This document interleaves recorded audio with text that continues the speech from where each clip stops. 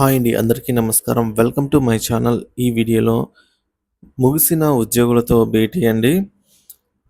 ఉద్యోగులతో భేటీ అయితే పూర్తయిపోయింది. సీఎం గ్రీన్ సిగ్నల్, ఫైల్ పైన సంతకం. మరి ఈ వివరాలన్నీ కూడా మనము ఈ వీడియోలో తెలుసుకుందాము.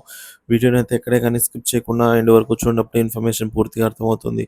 అలాగే వీడియో చూస్తున్న ప్రతి ఒక్కరు కూడా వీడియోకి ఒక లైక్ కొట్టండి ఫ్రెండ్స్. అలాగే ఈ వీడియోని తోటి ఉద్యోగ మిత్రులతో అయితే షేర్ చేయండి. సబ్స్క్రైబ్ చేసుకున్నట్లయితే దయచేసి మన ఛానల్ అయితే సబ్స్క్రైబ్ చేసుకోండి. దీని ద్వారా నేను చేసే లేటెస్ట్ వీడియోస్ అన్నీ మీ వరకు రీచ్ అవుతాయి. ఇక ఆలస్యం చేయకుండా వీడియోలోకి అయితే వెళ్ళిపోదాము.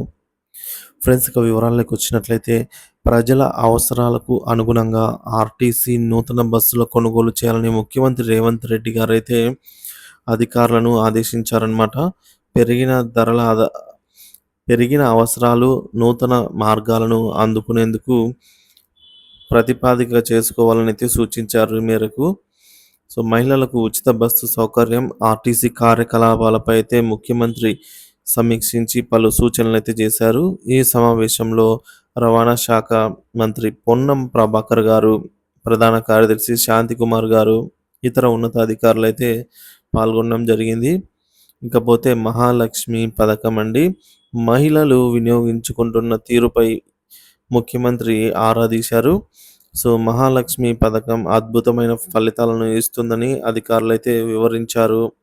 ఇప్పటి వరకు 83.42 కోట్ల మంది 83 కోట్లకు పైగా మహిళలకు ఉచిత ప్రయాణం చేయగా ఆర్టీసీ బస్సులో, తద్వారా ప్రయాణికులకు 2,840 కోట్లు ఆదా అయినట్టుగా అధికారులు అయితే చెప్పారు.